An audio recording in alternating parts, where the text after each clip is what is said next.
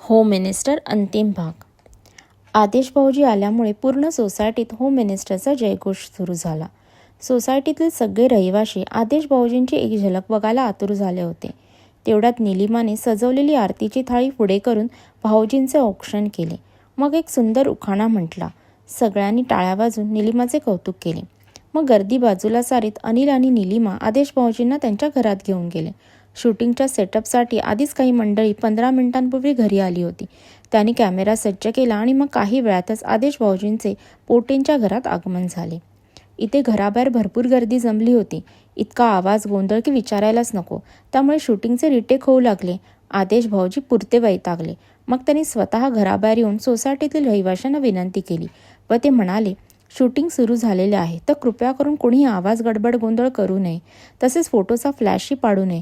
त्यामुळे आमच्या शूटिंगमध्ये व्यत्यय येत आहे. शूटिंग संपल्यावर फोटो काढण्यासाठी मी तुम्हाला 10 मिनिटाचा वेळ नक्की देईन. त्यामुळे आता सर्वांनी शांतता राखा. त्यांचे बोलणे ऐकल्यावर सगळे रहिवाशी शूटिंग संपण्याची तयारी करू लागले. इथे बाहेर काही जण भाऊजी काय काय बोलत आहेत ते कान देऊन ऐकत होते, तर काहींचे इशाऱ्यांमध्ये बोलणे चालू होते. पण कोणीही दरवाजाच्या बाहेरून हटत नव्हते. काय माहीत कोणत्याही क्षणी भाऊजी बाहेर येतील आणि त्याच वेळेला आपण इथून गेलो तर त्यांच्याबरोबर फोटो काढण्याची संधी हुकेल. कोपऱ्यात उभ्या राहिलेल्या शमिका आणि मणी हळू आवाजात एकमेकांशी बोलत होत्या. मणी, तर जोशी काकूंना बघ तरी, नुसतं पुढे पुढे. नाही त्या वेळेला त्यांचे गुडघे दुखून येतात. आता बऱ्या उभ्या आहेत. शमी, तेच ना, त्या काटेकर, त्यांना फोटो काढण्यात कधी इंटरेस्ट नसतो. आता बऱ्या उभ्या आहेत जोड्याने. मणी, ताई तू नुसती बघत राहा. आज एकेकाचे रंग दिसतील तुला. शमी, सोड त्यांना. आपण आपलं सेल्फी काढूया आणि #home minister shooting sister love असे देऊयात. मणी, आता कसं बोललीस? आणि मग या दोघींचे फोटो सेशन सुरू झाले. मग समीरासुद्धा त्यांच्यात सामील झाली. असे म्हणता म्हणता एक एक करून सगळेच फोटोत येऊ लागले.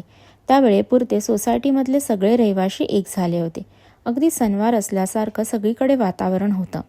समीराने सबनीसांच्या मदतीने सगळ्यांसाठी स्नॅक्सची सुद्धा व्यवस्था केली होती. असे म्हणता म्हणता काही वेळा शूटिंग संपुष्टात आले. निलिमाला मोरपिशी रंगाची पैठणी मिळाली होती. ती नेसून ती घराबाहेर आली आणि मग एक लास्ट शॉट अंगणात घेतला गेला. तिथे सोसायटीतील सगळे रहिवाशी होम मिनिस्टर असा जयघोष करीत असताना अनिल निलिमाला उचलतो. हा शॉटही उत्तमरित्या शूट झाला. मग ठरल्याप्रमाणे आदेश भाऊजींनी सगळ्यांबरोबर भरपूर फोटो काढले. मग भाऊजींनी सबनीस यांच्याकडून सोसायटीतर्फे देण्यात आलेला मान म्हणजे श्रीफळ आणि शाल यांचा स्वीकार केला. ते सुरू असताना बंटी गर्दीतून पुढे आला आणि आदेश भाऊजींना म्हणाला, होम मिनिस्टरवाले काका, तुम्ही गेम होणार होता ना? मग ते कधी घेणार आहात? आम्ही सगळे कधीपासून वाट बघतोय. मी आणि चिनूने प्रॅक्टिस पण केली आहे. मला माहीत आहे जो गेम जिंकतो त्याला तुम्ही पैठणी गिफ्ट देता. मला पण ते गिफ्ट पाहिजे. फोटो नंतर काढा, आधी गेम घ्या. बंटीच्या त्या बोलण्याने एकच हशा पिकला. शमीने डोळे मोठे करून बंटीला दटावले. बंटीचे धैर्य बघून आदेश भाऊजींनी त्याला जवळ बोलावले आणि त्याला होम मिनिस्टरतर्फे गिफ्ट आणि चॉकलेट प्रेमाने दिले. बंटीचा आनंद गगनात मावत नव्हता. शमिका आणि मणी हे पाहून आधी आश्चर्यचकित आणि मग आनंदी झाल्या. मग आदेश भाऊजींनी पोटो फॅमिलीचा निरोप घेतला आणि जाता जाता रेवाने बनवलेल्या पदार्थांचे सुद्धा कौतुक केले आणि या सोसायटीतील रहिवाशांच्या ऐक्याला सलाम करत ते निघून गेले. मग समीरा आणि तिच्या पंटर गँगने ठरविल्याप्रमाणे स्नॅक्स आणि थंडाची पार्टी झाली. सगळ्यांनी त्या पार्टीचा मनमुराद आनंद लुटला.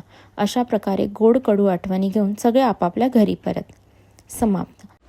ही कथा तुम्हाला कशी वाटली हे कमेंटद्वारे मला नक्की कळवा आणि यासारख्या अजून नवनवीन कथा ऐकण्यासाठी मी मराठी स्टोरी टेलर या चॅनलच्या लाईक, सबस्क्राईब व बेल आयकॉन बटनवर नक्की क्लिक करा. धन्यवाद.